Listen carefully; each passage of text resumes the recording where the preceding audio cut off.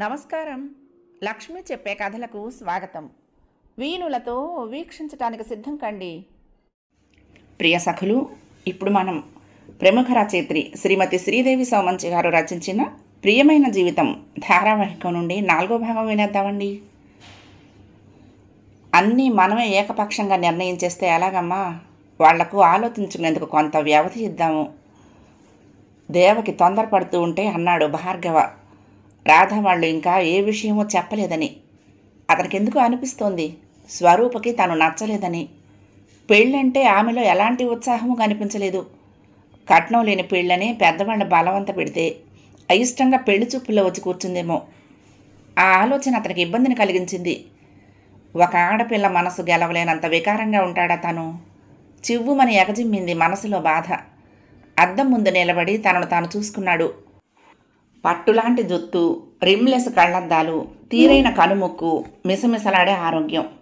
తనకి తను అందంగానే కనిపించాడు. దాన్నే ఆత్మవిశ్వాసం అంటారు. అది లేకపోతే అతనికి స్వరూపతో పెళ్లి జరిగినా అందులో ఆనందం ఉండేది కాదు. స్వరూపతో మాట్లాడి ఆమె మనసు తెలుసుకోవాలనే నిర్ణయానికి వచ్చాడు. మీ స్వరూప పెళ్లి సంబంధం ఏమైంది? కుతూహలంగా అడిగింది నీలిమ. దానికెందుకో ఈ సంబంధం నచ్చలేదనిపిస్తోంది. అతను నలుపని ఎంచుతున్నట్టుంది, కానీ ఆ ఒక్క విషయంలోనూ సర్దుకోగలిగితే జీవితం ఎంత నిశ్చింతగా ఉంటుందో గ్రహించలేకపోతోంది. మేమున్న పరిస్థితుల్లో ఈ సంబంధం రావటం చాలా గొప్ప విషయం. సునీత భర్త మంచివాడు, అలా అందరూ ఉండరు కదా. రూపం చూసి భార్గవను కాదనుకుంటే మురళి లాంటి వ్యక్తి దొరకటం అసంభవం అంది సుమిత్ర చిన్నగా. తన ఇష్టానికి ప్రాధాన్యం ఇస్తున్నావా సుమిత్ర? చేసుకునేది తనవినప్పుడు ఆ ఇష్టాన్ని పట్టించుకోక తప్పదు. ఎవరి జీవితం వారికి ప్రియమైనదిగా అంది సుమిత్ర. నీది నీకునా? ఏం కాకూడదా? ఒక్క క్షణం ఆలోచించి అడిగింది నీలిమ.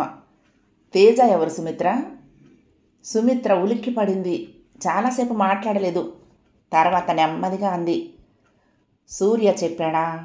ఒక్కోసారి చిన్న చిన్న పొరపాట్లు చేసి భారీ మూల్యం చెల్లిస్తూ ఉంటాము. నేను చేసిన పొరపాటు సూర్యతో పరిచయం. అలా ఎందుకు అనుకుంటావు? తనెందుకో నువ్వంటే చాలా ఇష్టపడుతున్నాడు మృదువుగా చెప్పింది నీలిమ. ఆ ఇష్టాన్ని తనకే పరిమితం చేసుకోమను పదునుగా ఉంది జవాబు. నేను అడిగింది తేజ ఎవరని, నువ్వింకేదో చెప్తున్నావు నీలిమ ఆరోపించింది. తేజ గురించి చెప్పిన వాళ్ళనే అడుగు. అక్కడితో వాళ్ళ సంభాషణ ఆగిపోయింది. కానీ తేజ ఎవరో సూర్య తర్వాత ఎప్పుడో చెప్పిన వాస్తవం నీలిమను ఉలిక్కిపడేలా చేసింది. సుమిత్ర పట్ల కనుసరణ పెరిగింది. తనను కలవటానికి కాలేజీకి ఎవరో వచ్చారని చెప్తే ఎవరోననుకుంటూ వచ్చింది స్వరూప. భార్గవ్ను చూసి ఆశ్చర్యపోయింది. అడుగు ముందుకు పడలేదు. మీతో మాట్లాడాలని వచ్చాను, బయటికి వెళ్దామా? జస్ట్ కాఫీ హౌస్ అడిగాడు. సంకోచంగానే అతన్ని అనుసరించింది స్వరూప. ఇద్దరూ బైక్ మీద వెళ్తున్నప్పుడు అతడేదో పాటను హమ్ చేయటం వింది. పాట ఏమిటో తెలియలేదు, కానీ గొంతు చాలా బాగా వినిపించింది. 5 నిమిషాల్లోనే చేరుకున్నారు. ఇంకాసేపు అతని పాట వింటే బాగుంటుందనిపించింది. కార్నర్ టేబుల్ వెతుక్కుని కూర్చున్నారు. కాఫీ అలవాటుందా, లేదంటే ఇంకేటైనా వెళ్దాం? తీరా వచ్చాక అడిగాడు. అలవాటేనన్నట్లు తాలూపింది. చిన్నప్పుడు కాఫీ ఇమ్మని తల్లి దగ్గర గొడవ చేస్తే కాఫీ తాగితే ఇలా నల్లగా అయిపోతారని డికాక్షన్ చూపించి బెదిరించడం గుర్తొచ్చింది అతన్ని చూస్తూ ఉంటే. చిన్నగా నవ్వు కూడా వచ్చింది. ఎందుకు నవ్వుతున్నారు అడిగాడు అతను. ఆహా, ఏం లేదు. బిడియ పడింది. వెళ్ళి 2 కప్పులతో తీసుకొచ్చి ఒకటి ఆమెకిచ్చి మరొకటి తను తీసుకున్నాడు. ఆ రోజు పెళ్లి చూపుల్లో చాలా కంజెస్టెడ్గా అనిపించింది. మన గురించి మనం ఏమీ మాట్లాడుకోలేదు అన్నాడు. స్వరూప జవాబు ఇవ్వలేదు. కానీ ఆ రోజు కనిపించని ఆకర్షణ ఏదో అతనిలో కనిపించి చకితురాలను చేసింది. ఏమిటది? అతని బాడీ లాంగ్వేజ్, కదలికలు అందరి మధ్య కూర్చున్న ఆ 10 నిమిషాల్లో కనిపించని ఇంకొక కోణాన్ని చూపెడుతున్నాయి. మ్యాన్లీగా ఉన్నాడు. మంచి చదువు, ఉద్యోగం, సంస్కారం. కేవలం అతని రంగు చూసి తను వద్దనుకుంటోందా? తాము అక్క చెల్లెళ్లలో 3 తెల్లగా ఉంటారు. సుమిత్ర నలుపు కాదు, కానీ ఒక ఛాయ తక్కువ, తండ్రి పోలిక. అయినా సుమిత్ర అక్కంటే తనకు చాలా ఇష్టం. ఇతన్ని ఎందుకు ఇష్టపడలేకపోతోంది? ఇష్టపడటం పడకపోవటం అనే ఛాయిస్ ఉండటం చేతనా? అలాగైతే ఇద్దరు అక్కల మధ్య కూడా తనకు ఎంచుకునే అవకాశం ఉంది. అయినా తనకు సుమిత్ర అంటేనే ఇష్టం. ఆమె మృదుత్వం, చూపే ప్రేమ అన్నీ నచ్చుతాయి. సునీతతో అయితే ప్రతిదానికి పేచి. అంటే తనకు నచ్చింది నచ్చనిది వాళ్ళ రంగు రూపు కాదు, ప్రవర్తన, మనస్తత్వం. ఇక్కడ కూడా అంతే కదా. సుమిత్ర నలుపు, తండ్రి నలుపు, నాయనమ్మ తాతయ్య నలుపు. కుటుంబంలోకి తెలుపు అనేది తన తల్లి వలన వచ్చింది. అది అలాగే కొనసాగి పుట్టబోయే వాళ్ళంతా తెల్లగానే పుడతారన్న హామీ లేదు. ప్రేమించి కానీ పెళ్లి చూపుల్లో చూసి కానీ అన్ని విధాలా బాగుండే వ్యక్తిని చేసుకోగలదా? అలాంటి అవకాశం తనకుందా? తన చుట్టూ ఉండే పరిధే చాలా చిన్నది. అందులో అందమైన వాళ్ళు ఉంటారేమో కానీ సంస్కారవంతులు వాళ్ళు పెళ్లిదాకా వస్తారా? వాళ్లకు తనలో కనిపించే ప్రత్యేకాంశం ఏమిటి? ఎన్నో ప్రశ్నలు. ఆమె వయసుకు మించిన వితరణ. అకారణంగా చూసి చూడగానే ఎవరి మీద ఎవరికి ప్రేమగానే ఇష్టంగానే పుట్టదు. ముందు ఆకర్షణ పుట్టాలి. అది కుతూహలాన్ని పుట్టిస్తుంది. ఆ తర్వాతే ఏ ప్రేమైనా, ఎంత ఇష్టమైనా. పెళ్లి చూపుల్లో ఇవేమీ జరగవు. పెళ్లి చేసుకోవాలన్న అబ్లిగేషన్ మాత్రం ఉంటుంది. అబ్బాయి వైపు వారు ఆధిక్యతను చూపెడుతూ డిమాండ్లను చెప్తారు. అమ్మాయి వాటిని వింటూ తనలోకి తను కుదించుకుపోతుంది. అబ్బాయి గురించి అమ్మాయికి కానీ, అమ్మాయి గురించి అబ్బాయికి కానీ వాస్తవాలు తెలిసే అవకాశాలు తక్కువ. పెళ్లి చూపుల కోసం తెచ్చిపెట్టుకున్న ప్రవర్తనలో కృత్రిమత ఎక్కువగా ఉంటుంది. అవన్నీ ఇప్పుడు లేవు. ఇద్దరూ స్వేచ్ఛగా మాట్లాడుకున్నారు చాలాసేపు. ఒకరి ఇష్టాలు, అభిరుచులు మరొకరు తెలుసుకున్నారు. అతన్ని కాదనదగ్గ అంశమేది కనిపించలేదు స్వరూపకి. రంగు తక్కువ సుమిత్రను ఇష్టపడ్డట్టే అతన్ని ఇష్టపడొచ్చు అనిపించింది. అతని రంగుని కొద్దిగా అలవాటు పడింది. మీకు ఈ పెళ్లి ఇష్టమేనా అని అతడు అడిగిన ప్రశ్నకు ఇప్పుడు ఆమె దగ్గర స్పష్టమైన జవాబు ఉంది. తిరిగి కాలేజీ దగ్గర వదిలిపెట్టి అతను వెళ్ళిపోయాడు.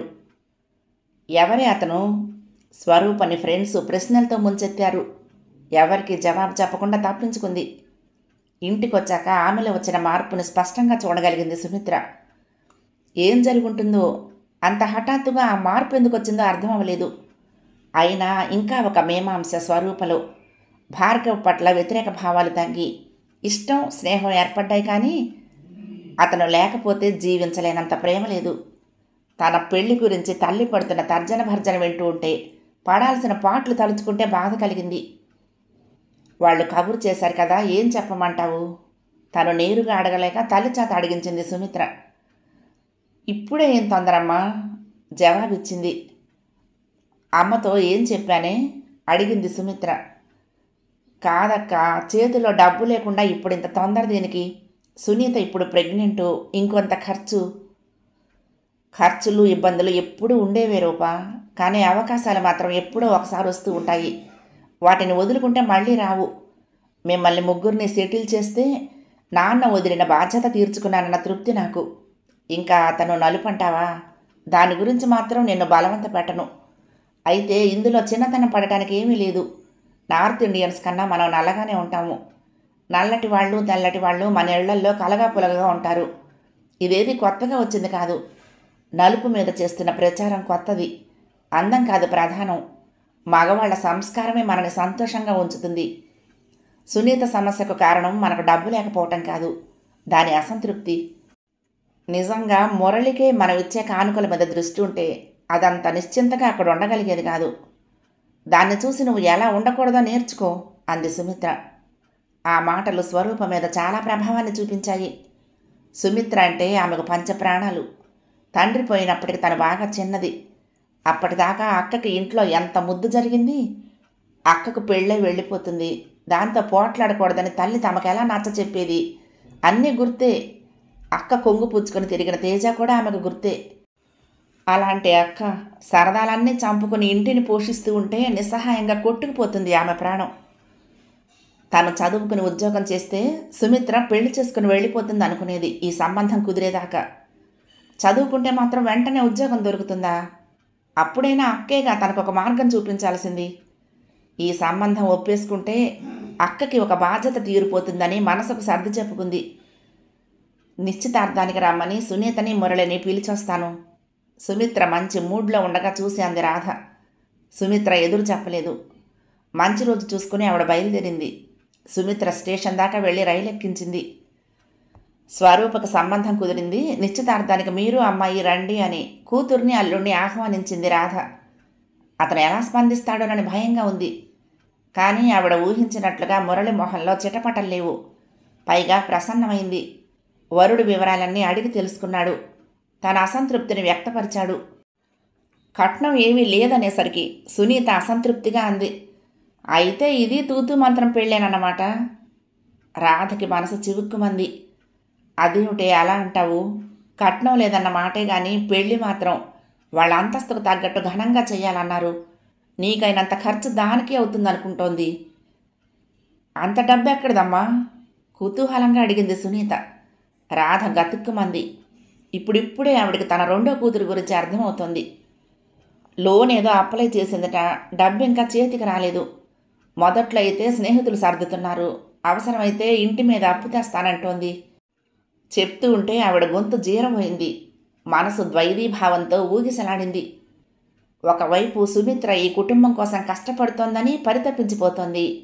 మరొక వైపు జరగాల్సినవన్నీ సవ్యంగా జరగటం లేదేమోనన్న ఆరాటం. అంతా నాటకం. దాని దగ్గర దాచుకున్న డబ్బే ఈ రూపంగా బయట పెడుతోంది. డబ్బు లేదంటే సంబంధం చేయిజారిపోతుంది. ఏదో ఒకలా రూపని తర్వాత మమతని పంపించేస్తే ఉన్నవన్నీ దానికే మిగులు. ఉద్యోగం చాలదా? అక్కసుగా అంది సునీత. చూస్తూ ఉండమ్మా, లోన్ డబ్బు రాలేదంటుంది. నీ చేత సంతకాలు పెట్టించుకొని ఇల్లు దాని పేరున మార్చేసుకుంటుంది. నువ్వు ఒట్టి తెలివి తక్కువ దానివి. అదెక్కడ పెట్టమంటే అక్కడల్లా సంతకాలు పెట్టేయకు అంది సునీత. ఆ ఇల్లు అదేం చేసుకుంటుందమ్మా? కట్టించే 25 ఏళ్ళయింది. పిల్లర్ కన్స్ట్రక్షన్ కాదు. ఉండి రిపేర్లు చేయించుకుంటున్నాం కాబట్టి ఆ పాటైనా ఉంది. పెద్దగా మార్కెట్ విలువ లేదు. అమ్మితే 6 లక్షలు కూడా రావుట చెప్పింది రాధ కాస్త విసుగ్గా. పెళ్లివారి వివరాలు తరచి అడిగింది సునీత. వాళ్ళు బాగా ఉన్నవాళ్ళని తెలిసినప్పటి నుంచి ఆమెకొకటే అసూయగా ఉంది. పెళ్లి కొడుకు నలుపని పదే చెప్పించుకుంది. గంపెడు సంతోషాన్ని పంచుకోవాలని వెళ్ళి బుట్టెడు అసంతృప్తిని మిగిల్చుకొని వచ్చింది రాధ. స్వరూపకి తాంబూలాలు పుచ్చుకున్నారు. ఆ రోజుకు చేరేలా బయలుదేరారు సునీత, మురళి. పెళ్లి చూపుల నాడు తప్పించుకున్నా ఆ రోజు మగపెళ్లి వారికి ఎదురు పడక తప్పలేదు సుమిత్రకి. పెళ్లి కూతురు పెద్దక్కయ్య పెళ్లి చేసుకోలేదు, ఇంటిని పోషిస్తుందంటే ఏ 30 ఏళ్ళో 40 ఏళ్ళో ఉంటాయనుకుంది దేవకి. సుమిత్రను చూసి ఆశ్చర్యపోయింది. నాకింకొక కొడుకుంటే నిన్ను వదిలిపెట్టేదాన్ని కాదు అంది సుమిత్రను దగ్గరకు తీసుకొని ఆప్యాయంగా. ఆవిడ మాటలు సుమిత్రకు ఇబ్బందిగా అనిపించి తలదించుకుంది బిడియంగా. ఖరీదైన పట్టుచీర, జత గాజులు, 2 పేటల గొలుసు కాబోయే కోడలికి పెట్టింది దేవకి. మొదటి చూపులోనే ఇంటి పరిస్థితి అర్థమైంది. మధ్యతరగతి పైనుంచి కిందికి జారుతున్న కుటుంబం. ఎలాగ కాబోయే కోడలు నలుగురిలో తమకే గొప్పగా ఉంటుందని పెళ్లిలో పెట్టాలనుకున్న నగల్లో ఓ వంతు ఇప్పుడే పెట్టేసింది. దగ్గరలో ముహూర్తాలేమీ కుదరలేదు. 2 నెలల వ్యవధిలో ముహూర్తం నిశ్చయించారు. సుమిత్ర తేలిగ్గా ఊపిరి పీల్చుకుంది.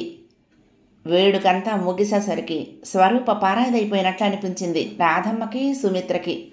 దిగులేసింది. పగలంతా దేవకి ఆవిడ కూతుళ్ళు వదలలేదా అమ్మాయిని. వెళ్లబోయే ముందు భార్గవ్ కళ్ళు స్వరూప కోసం వెతికాయి. అది గమనించింది సుమిత్ర. తను వెళ్ళి స్వరూపను పంపించింది. పెళ్లివారు పిలుస్తున్నారంటే పిలిచింది దేవకేమోననుకుని వచ్చింది స్వరూప. అక్కడ నిలబడ్డ భార్గవ్ను చూసి మొదటిసారి ఒక అనిర్వచనీయమైన భావన కలిగింది. ఫంక్షన్ మనిద్దరిది, పొద్దుట్నుండి మనం ఏమీ మాట్లాడుకోలేదు ఆరోపించాడు అతను. చిన్నగా నవ్వింది. అతను ఏవేవో చెప్తున్నాడు. ఆమె వింటోంది కానీ మనసు ఎక్కడో ఉంది. భార్గవేడి అవతలెవరో అడగటం వినిపించింది. ఊహించనంత హఠాత్తుగా స్వరూపను ముద్దు పెట్టుకున్నాడు. థ్యాంక్ యూ మరొక ఫ్లయింగ్ కిస్ విసిరేస్తూ గబగబా వెళ్ళిపోయాడు. అతడు తనను ముద్దు పెట్టుకున్న చోట చేత్తో మృదువుగా రాసుకుంటూ అలాగే నిలబడిపోయింది స్వరూప. తొలి స్పర్శ, తొలి ముద్దు, ఆ సాన్నిహిత్యం ఎంతో మత్తెక్కించింది. ఏవో లోకాలకు తీసుకువెళ్తున్న భావన. కానీ కలగాల్సినంత ఆనందం మాత్రం కలగలేదు. ఒక ఏకాంతం, కొంత సాన్నిహిత్యం.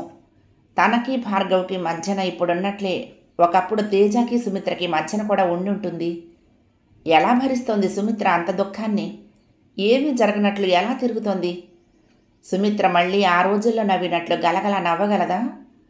తేజ ఆమెలో అన్ని శృతులు పలికించి ఎక్కడికి మాయమైపోయాడు? మర్చిపోయాడా? ఎందుకు ఇలా జరిగింది? తండ్రి చనిపోవటం చేతనా? అంత ఇరుకు మనసు కలవాడా తేజ? స్వరూపకి ఉప్పెనలా దుఃఖం ముంచుకొచ్చింది. సుమిత్ర అందమైన భవిష్యత్తుకు తామంతా ప్రతిబంధకమైపోయామనే బాధ ఆమెను నిలువున దహించేస్తోంది. పెళ్లివారు వెళ్ళిపోయారు.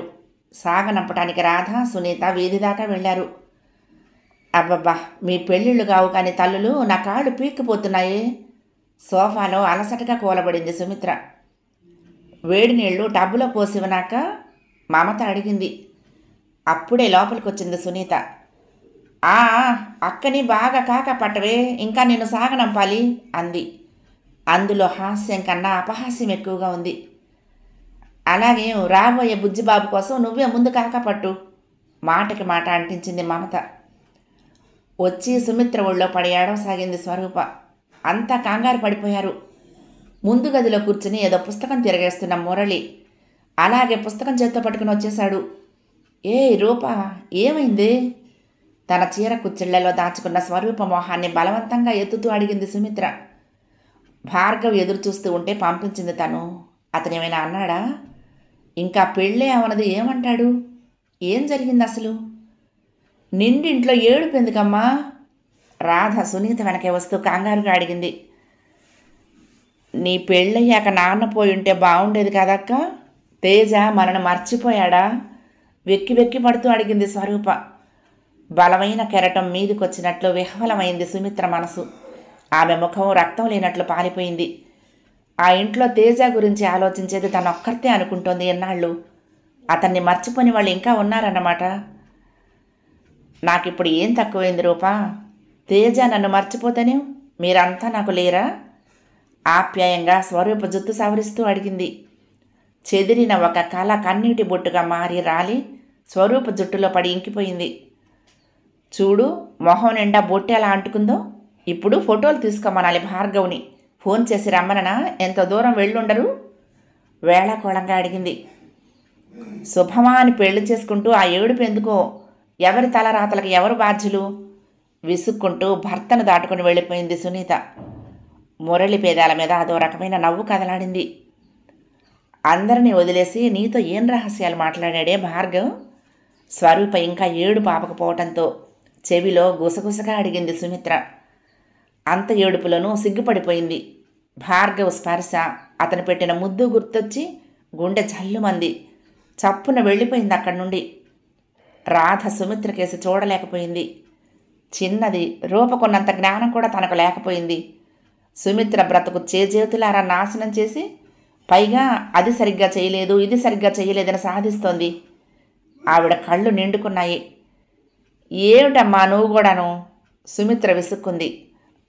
అమ్మా, భోజనాలకన్నీ సిద్ధం చేశాను. మమత వంటింట్లో నుంచి పిలిచింది. అంతా భోజనాలకు లేచారు. మురళి కూడా వాళ్లతో పాటే తిన్నాడు. అంతా ఆడమళయాడం. మొదట్లో మొహమాట పడి ముందు గది వదిలి లోపలికి అడుగు పెట్టేవాడు కాదు.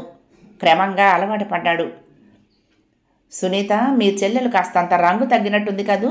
భార్గవ నలుపు అంటుకుంది మరి. మురళి నవ్వుతూ వేళాకోళం చేశాడు. నేనైతే రంగే తగ్గాను, సునీత అయితే ఒళ్ళు కూడా తగ్గింది అంది స్వరూప. తప్పే, వెంటనే మందలించింది రాధమ్మ. బాబోయ్, ఇదప్పుడే అతన్ని వెనకేసుకొస్తోంది అంది సునీత. పరిహాసాల మధ్య భోజనాలయ్యాయి. సుమిత్ర ఒక్కతే మౌనంగా ఉంది. ఏదో తిన్నాననిపించి లేచింది. ఏ పనిలోనూ కలగ చేసుకోకుండా వెళ్ళి పక్క మీద వాలిపోయింది. దాని ఎదుట ఆ తేజ సంగతి ఎందుకు ఎత్తుతావే? అతని ప్రసక్తి వచ్చిందంటే చాలు, వారం రోజుల పాటు మామూలు మనిషి అవ్వదు. ఇదెక్కడ చుట్టరికమో నాకు తెలియదు. చిన్నప్పుడు ఎన్నో అనుకుంటాము, అవన్నీ జరుగుతాయా? అయినా చేసుకోము అని వాళ్ళేం అనలేదు కదా. ఇటు రూపని అటు సుమిత్రని కలిపి సన్నసన్నగా కేకలేసింది రాధ. కబుర్లు పూర్తయి మిగిలిన వాళ్ళు పడకలు చేరేసరికి 11 అయింది. రేపు తెల్లారే ప్రయాణం, సునీత తల్లితో చెప్పింది. అదేమిటే 2 రోజులైనా ఉండకుండానే? రాధ ఆశ్చర్యంగా అడిగింది. సునీతకు ఉండాలనే ఉంది కానీ మురళి ఒప్పుకోలేదు. ఏ ప్రళయం సృష్టిస్తుందోనని అతని భయం. స్వరూప చేత వాళ్ళకి బట్టలు ఛార్జీలు ఇప్పించింది రాధ.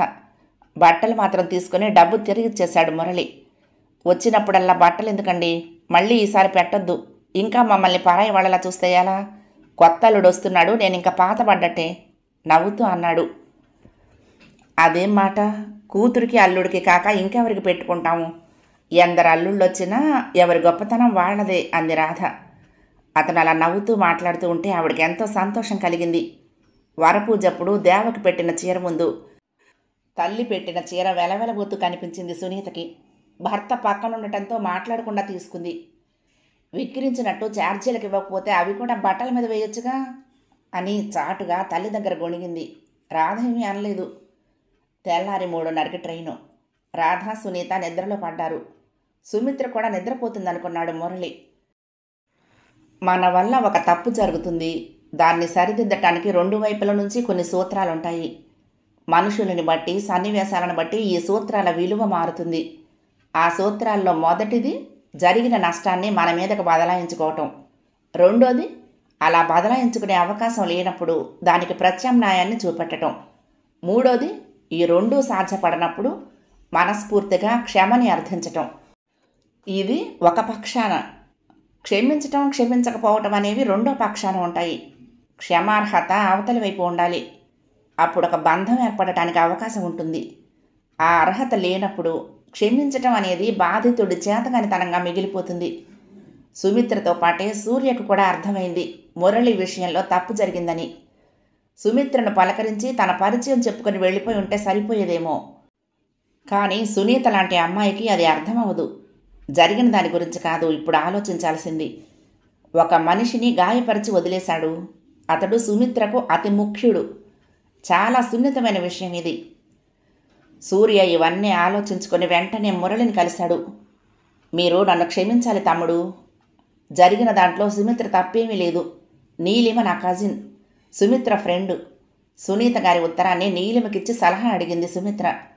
అది ఆ ఉత్తరాన్ని నాకు పంపి జస్ట్ వివరాలు కనుక్కురమ్మంది. సుమిత్రకు సపోర్టుగా ఉండమంది. నేనే కొంచెం అత్యుత్సాహం చూపించాను అన్నాడు. మీ డిపార్ట్మెంట్ వాళ్ళకి అన్నింటిలో అత్యుత్సాహమే కదా అన్నాడు మురళి చురుగ్గా. అదే తమ్ముడు, ఏదో కాస్త ఇంప్రెషన్ సంపాదిద్దామని. అతడు తనని తమ్ముడు అనటం, ఆమె చెప్పగానే అతను రావటం, ఆమెను చూడగానే అతని కళ్ళల్లో కనిపించిన వెలుగు, ఆమె పట్ల అతనికి గల కన్సర్న్ అన్నీ చూస్తూ ఉంటే వాళ్ళిద్దరి మధ్య ప్రేమ లాంటిది ఏమైనా ఉందేమో, ఇంటి బాధ్యతల కోసం పెళ్లికి ఆగారేమో అనుకున్నాడు మురళి. కొన్ని అనివార్యత్వాలుంటాయి. అవి జీవితంలో అవిభాజ్య భాగంగా ఉండిపోతాయి. అయితే వాళ్ళిద్దరి మధ్య సమీకరణం అలానే ఉండిపోలేదు. 1-2 సందర్భాల్లో సూర్య మురళికి సాయం చేశాడు. పోలీసు డిపార్ట్మెంట్లోని వ్యక్తి తన స్నేహ పరిధిలో ఉండటంలోని సౌలభ్యం మురళికి అనుభవమైంది. ఉద్దేశపూర్వకంగానే తమ మధ్య జరిగింది ఇద్దరూ మర్చిపోయారు. ఇప్పుడు ఈ తేజ ప్రస్తావన మురళికి ఆశ్చర్యం కలిగించింది. తేజ గురించి ఎవరిని అడగాలి? సునీతను కాదు. ఆలోచిస్తూ టీవీ పెట్టుకుని క్రికెట్ మ్యాచ్ చూస్తూ కూర్చున్నాడు. స్వరూప, మమత కూడా వచ్చి కూర్చున్నారు. కాసేపు కూర్చున్నాక నిద్ర వస్తోందని వెళ్ళిపోయింది మమత. చాలా రాత్రైంది, నువ్వు కూడా వెళ్ళి పడుకో అన్నాడు మురళి స్వరూపతో. కానీ ఆమె వెళ్ళలేదు. ఆమెకు కొన్ని సంశయాలున్నాయి, కొంత బాధ ఉంది. వైరుధ్యాల మధ్య ఆమె మనసు కొట్టుకుంటోంది. ఈ పరిస్థితి అంతా తన పెళ్లి కారణంగా ఉత్పన్నమైంది. ఎవరినైనా అడిగి తెలుసుకోవాలి. ఎవరిని అడుగుతుంది? తల్లికి చదువు లేదు. సుమిత్ర తెలిసినా చెప్పదు. సునీత తెలివితేటల మీద తనకు నమ్మకం లేదు. అందుకే మురళి కోసం వచ్చి కూర్చుంది. మ్యాచ్ చాలా ఇంట్రెస్టింగ్గా ఉండటంతో మురళి క్రమంగా అందులో లీనమైపోయాడు. ఎప్పటికో తల తిప్పి చూస్తే ఇంకా కూర్చొని ఉన్న స్వరూపు కనిపించింది. పైగా ఆమె ఆట కూడా చూడటం లేదు. ఏదో ఆలోచనలో నిమగ్నమై ఉంది. ఏముంటాయి ఆమెకంత ఆలోచనలు? పెద్దగా ఆలోచించేంత వయసు లేదు. కమ్మని కలల్లో కరిగిపోవలసిన రోజున ఎందుకింత కలతగా ఉంది? భార్గవతో మాట్లాడి వచ్చి ఏడుపు మొదలుపెట్టింది. తేజ పేరు తప్ప అక్కా చెల్లెళ్ళిద్దరూ ఏం మాట్లాడుకున్నారో వినలేదు తను. ఒకవేళ తనతో ఏమైనా చెప్పాలని వచ్చి కూర్చుందా? టీవీ సౌండ్ తగ్గిస్తూ స్వరూప అని పిలిచాడు. సోఫా మీద తల ఆనించి పైకి చూస్తున్నదల్లా అతనికేసి చూసింది.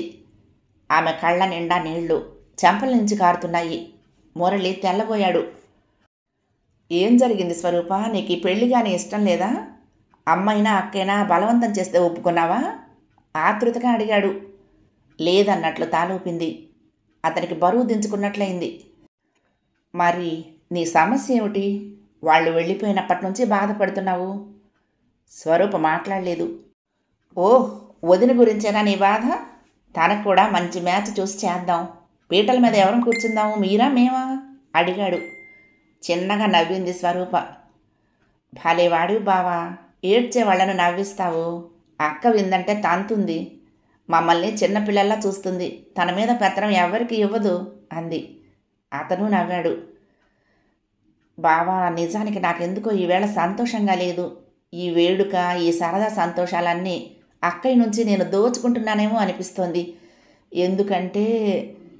ఎందుకంటే మాటలు వెతుక్కుంది. ఈ ఆడపిల్లల చేతిలో దారుణంగా ఓడిపోతున్నాడు మురళి. సుమిత్ర చేతిలో ఓటమి కొన్ని మాయామోహాలను తుంచేసింది. సునీత చేతిలో ఓటమి తన వైవాహిక జీవితపు ట్రాక్ను మార్చేసింది. ఇప్పుడు ఈ స్వరూప ఏం చేయనుందో.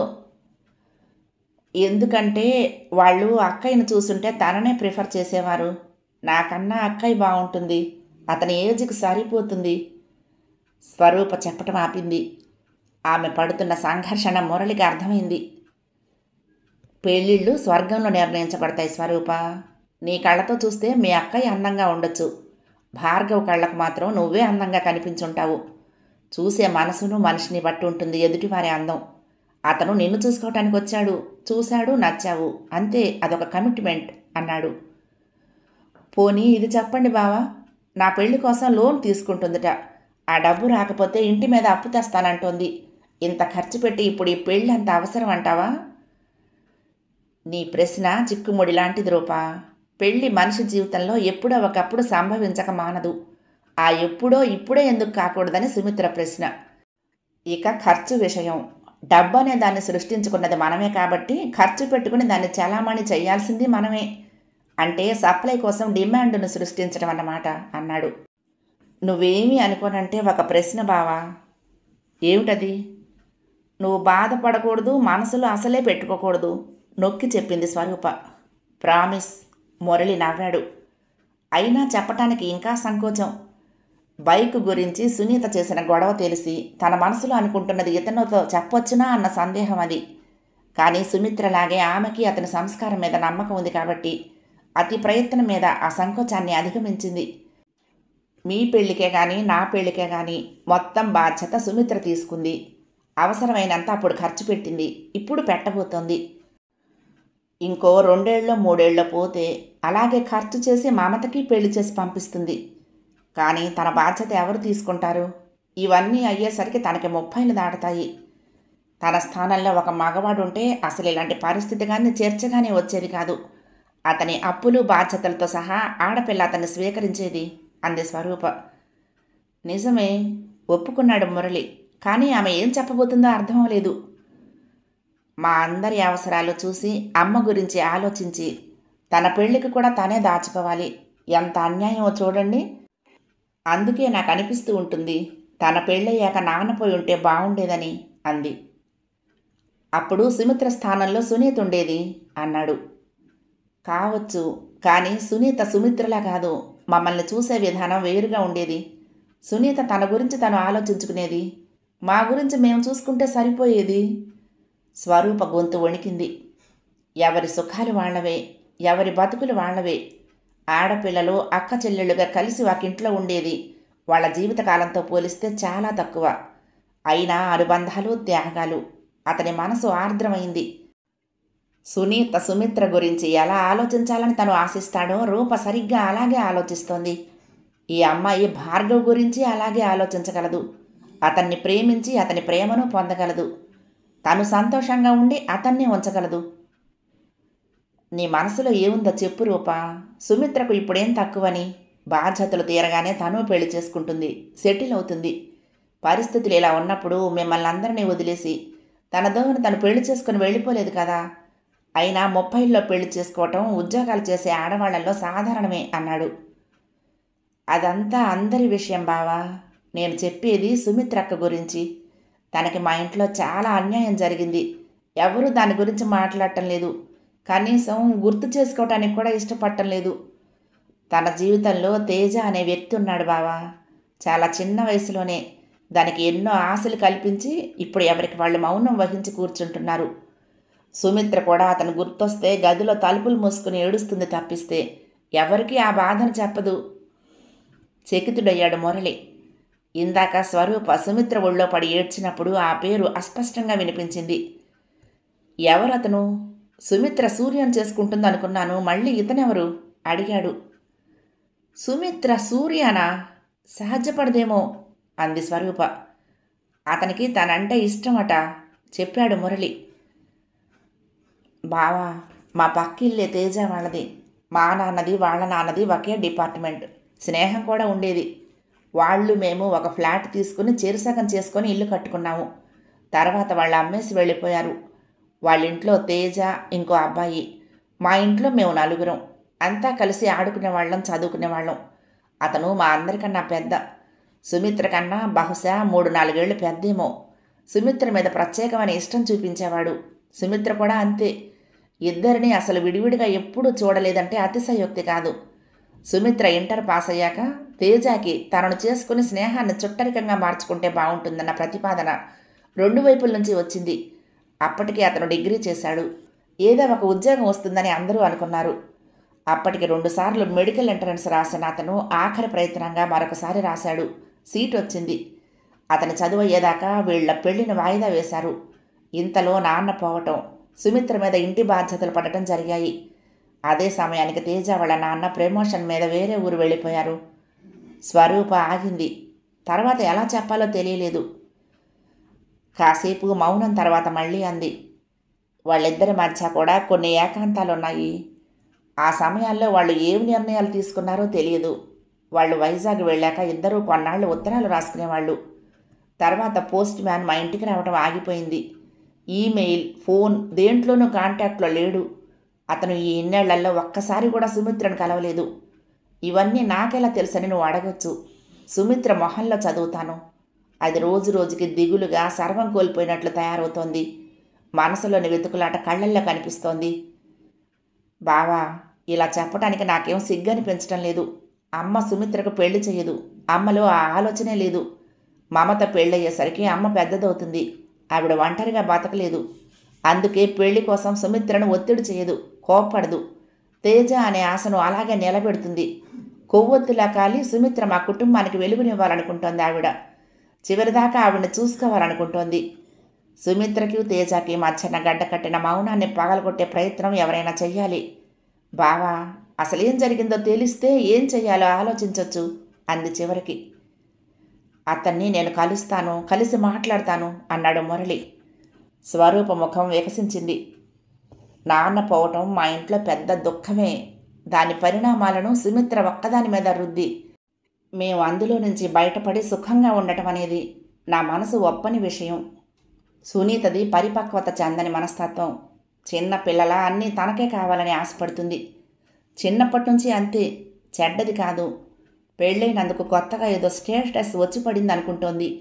మమత ఇంకా చిన్నది. సుమిత్ర ఇలాగే మిగిలిపోతే మమ్మల్ని మేము క్షమించుకోలేని రోజు ఒకటి తప్పకుండా వస్తుంది అంది స్వరూప. మురళి ఆ అమ్మాయిని తదేకంగా చూశాడు. ఎంత స్పష్టంగా చెప్పింది. సునీతలో పరిపక్వత లేకపోవటాన్ని గురించి అందంగా చెప్పింది. అతని మనసు సునీత పట్ల కూడా ప్రసన్నమైంది. మనసు మ్యూజికల్ ఇన్స్ట్రుమెంట్ లాంటిది. ఏ తీగ మీటితే, ఏ మీట నొక్కితే ఆ రాగాన్ని పలికిస్తుంది. సునీత రాసిన ఉత్తరం చూసి సుమిత్ర హైరాణ పడుతూ వచ్చింది. ఇంత జరిగాక కూడా సునీతది పసి మనస్తత్వం అని సమర్థిస్తూ చెప్తోంది స్వరూప. వీళ్ళు సునీత పట్ల చూపిస్తున్న క్షేమ, ఆమె కూడా తమలో ఒకరనే భావం అతని మనసును రంజింపచేశాయి. ఇవన్నీ ఇలాగే నిలవాలంటే ఎవరికీ తిరిగి తీసుకోలేనంత డ్యామేజ్ జరగకూడదు.